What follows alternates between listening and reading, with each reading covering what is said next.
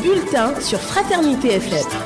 À la une de l'actualité, ce mercredi au Bénin, insécurité dans le département de l'Atakora. Les populations de Yemasso, un arrondissement situé entre Ouassa, Péonko et Kérou, ont été réveillées par des crépitements d'armes à feu. Des individus armés non identifiés auraient pris possible le commissariat de cet arrondissement avant d'y mettre le feu. Détail à suivre.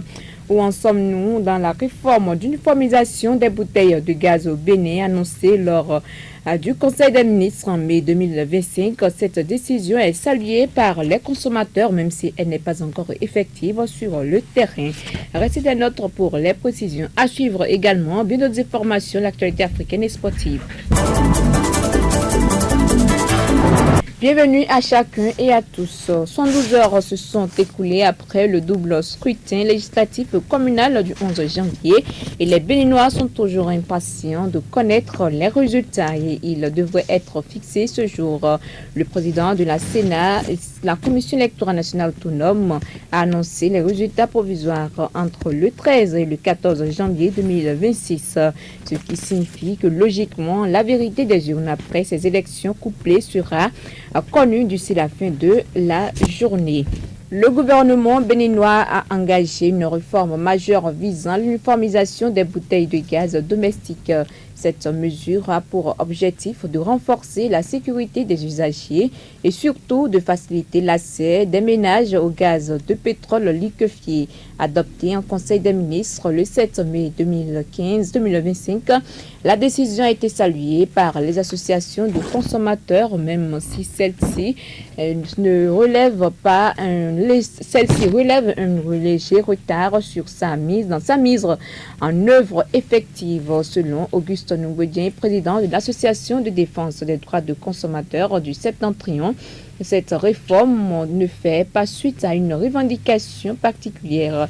Elle traduit plutôt la volonté des autorités d'améliorer durablement les conditions de vie des populations, une décision qui présente selon lui plusieurs avantages, notamment en matière de sécurité. À l'entame, je voudrais vous dire que c'est vrai que c'est une décision gouvernementale et ce n'est pas suite à nos plaidoyers. Donc, c'est un élément décidé par l'État central qui a un programme sur toutes les décisions qu'il a eu à prendre. C'est une décision qui est louable, qui est bien. En termes de coûts et de sécurité, je crois que ce sera une nouvelle forme de sécurisation des bouteilles non conformes à la consommation. Et secondo, cela apportera moins de tracasseries ou des entreprises données à cause des bouteilles, des entreprises commerciales bien sûr à cause des bouteilles qui n'arrivent pas à satisfaire dans l'immédiat ou tant soit peu les consommateurs. Et puisque les bouteilles sont désormais uniformisées, n'importe où tu vas, tu trouveras du gaz à acheter. Le problème de bouteilles ne se posera plus. C'est ça l'avantage surtout qu'il y a dans l'uniformisation de ces bouteilles. C'est vrai, le gouvernement avait pris cette décision. Je crois qu'il avait dit en août 2025 passé que cette réforme allait être rentrée en vigueur. Jusqu'à l'heure actuelle, je crois que cette réforme n'est pas encore en vigueur. Puisqu'on constate ça sur le marché actuellement, le problème. Puisqu'il y a un gaz actuellement qui est en rupture. Et ces détenteurs ont du mal à recharger ces gaz. Et je crois que si cette réforme se mettait vraiment en vigueur, ces derniers-là ne seront pas délaissés. Au moins, ils pourront échanger avec les autres bouteilles. Ça allait au moins aider ces ménages-là à subvenir à leurs besoins. Comme message, je tiens d'abord à remercier et à féliciter le gouvernement pour cette réforme. Je les autres à mettre en pratique vraiment cette réforme, à mettre en vigueur réellement et la décision prise. Puisque la population attend vraiment de cette réforme qui a salué vraiment. Je les autres vraiment à mettre en vigueur vraiment cette réforme pour que à l'avenir la population vraiment puisse faire confiance au gouvernement de cette décision. En titre, une nouvelle pagaie en provenance de l'Atakora, le commissariat de Yemasso, attaqué par des individus armés non identifiés. Les populations de cette localité située à cheval entre Ouassa, Péonko et Kérou ont été brutalement réveillées dans la matinée de ce mercredi 14 janvier 2026 par des crépitements d'armes à feu. Selon des sources locales, Des individus armés non identifiés auraient pris possible le commissariat de l'arrondissement qu'ils ont incendié. Les autorités ne se sont pas encore officiellement prononcées sur le bilan ni sur l'identité des assaillants. Autre volet de l'actualité, presque 2 ans et demi après la fermeture des frontières entre le Bénin et le Niger, les répercussions continuent de se faire sentir. Échanges commerciaux ralentis, activités de transport perturbées, économie locale fragilisée. Malgré les multiples démarches diplomatiques engagées, la situation demeure tendue sur le terrain. Les professionnels du transport tentent de bien et tant bien que mal de s'adapter. Pour Bastou Assouma, spécialiste en gestion des transports, cette fermeture constitue un véritable coup dur. Il rappelle que le commerce international repose sur la fluidité des échanges et que les transporteurs béninois étaient habitués à emprunter cet axe stratégique. Aujourd'hui, souligne-t-il, plusieurs d'entre eux ont dû immobiliser, voire abandonner leurs camions faute de rentabilité. Face à cette impasse, certains transporteurs ont toutefois trouvé une alternative en empruntant désormais la voie de Segbana. Bastou Assouma. Nous sommes dans un commerce international et chaque fois qu'on parle de commerce international, il faut de l'échange entre les deux pays. Donc il faut aller, il faut le retour. Donc c'est normal pour que les gens étaient déjà habitués à un tronçon, mais aujourd'hui le tronçon est bloqué. C'est normal, il y a rupture, il y a beaucoup de charges qui sont là, beaucoup ont garé les camions, il y a beaucoup de transporteurs aujourd'hui qui n'ont même plus d'activité. Il y a beaucoup qui sont tombés en faillite, il y a d'autres qui ont abandonné les camions, il y a des chauffeurs aussi qui ont abandonné les camions. Tout ça, c'est des conséquences. Mais quand les conséquences arrivent, on dit que chaque conséquence, nous devons tirer des leçons. Les leçons que nous tirons aujourd'hui, c'est qu'il y a d'autres possibilités. On va changer de l'intérieur, on va prendre la voie de Segbana et tout marche bien. Maintenant, il faut dire qu'il y a d'autres transporteurs qui ne veulent pas s'adapter. Il y a beaucoup qui ne veulent pas prendre par cette voie-là en disant que c'est encore, il y a d'autres problèmes sur la voie. Par exemple, la question de la monnaie, parce que lorsqu'on prend par Segbana, vous avez affaire avec le Nigeria.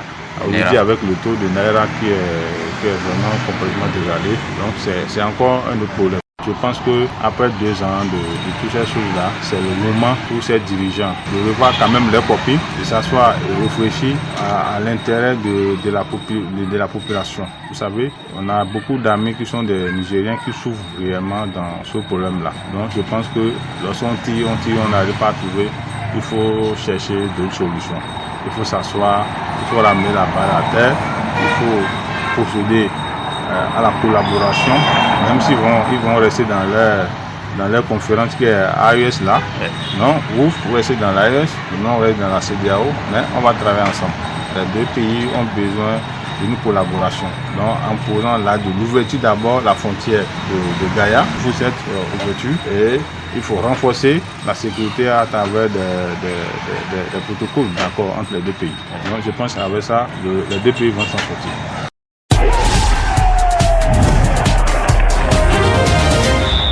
Epiphane Chabi, bonjour. Bonjour Massourat. CAN 2025, les arbitres désignés pour les demi-finales. Oui, les affiches des demi-finales vont connaître leur épilogue ce mercredi avec dans un premier temps l'Égypte qui affronte le Sénégal. Ensuite, ce sera le Maroc qui défie donc le Nigeria pour les demi-finales. Mais avant, la Confédération africaine de football a officiellement dévoilé la liste des officiels retenus pour les 2 demi-finales de la CAN prévues le mercredi. Aujourd'hui, bien sûr, 2 affiches déjà rappelées. Il faut dire que le choc entre le pays hôte et les Super Eagles sera dirigé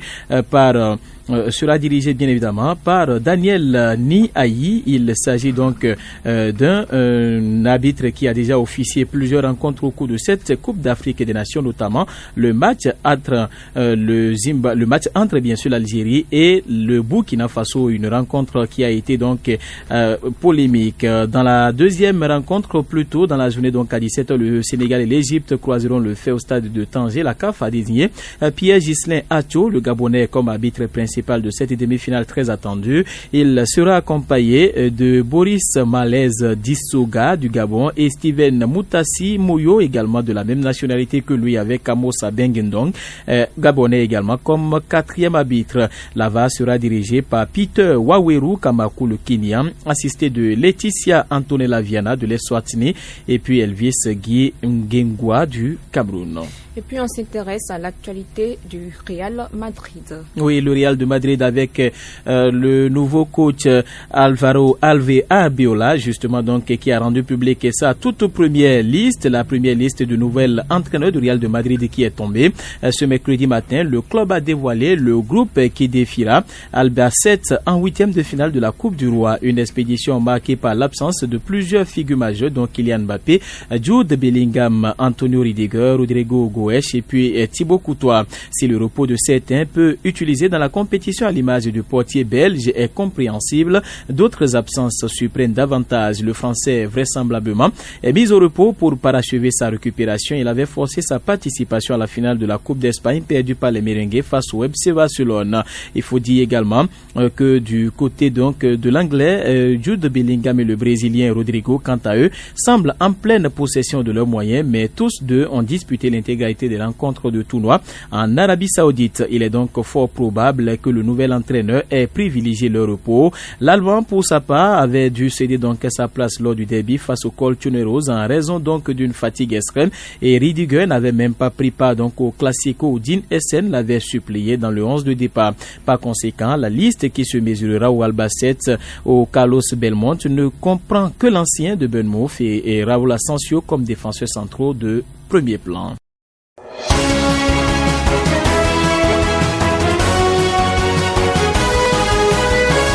Voilà qui annonce l'actualité africaine. Ulrich Abalo, bonjour. Bonjour Mansourat, bonjour à tous. En République démocratique du Congo, l'Angola se montre à nouveau concerné par la situation sécuritaire dans l'est du pays. Effectivement, 5 jours après avoir appelé à un cessez-le-feu immédiat et inconditionnel dans l'est de la RDC, le président angolais João Lourenço reprend pied dans le jeu diplomatique régional. Après avoir annoncé en mars 2025 son retrait du rôle de médiateur, Luanda revient aujourd'hui à l'offensive. Depuis le début de l'année 2026, João Lourenço a reçu à 2 reprises son homologue congolais Félix Tshisekedi. Des propositions liées à la situation sécuritaire dans l'est du pays ont été soumises et parallèlement, le chef de l'État angolais a consulté d'autres acteurs dans le champ de l'ancien président Joseph Kabila et a adressé une invitation à l'AFC M23, une diplomatie tous azimuts qui désormais s'étend aussi au monde religieux Mansourat. Et puis au Mali, vous nous dites qu'une pénurie de carburant perturbe le fonctionnement de l'aéroport de Bamako. Effectivement, plusieurs compagnies aériennes ont annoncé ces derniers jours des modifications ou des annulations de leurs vols. Air Burkina, Sky Mali, Corsair, toutes invoquent les problèmes d'approvisionnement en carburant à l'aéroport de Bamako. Les djihadistes du Djenim liés à Al-Qaïda ont décrété depuis septembre un embargo sur les importations de carburant dans le pays. Les conséquences sur le secteur aérien sont à ce jour minimes, mais elles pourraient contraindre les compagnies à revoir totalement leur plan de voyage. Si les approvisionnements sont intermittents, il faut considérer que ça va être structurel dans le temps, estime Mamadou Laminso. Il est le directeur d'Aviatech, une entreprise de conseil dans ce secteur aérien à Dakar. Merci à vous Ulrich Abalo. C'était les informations hors des frontières béninoises. Voilà qui peut mettre un terme à ce but de l'information. Merci de l'avoir suivi. À demain.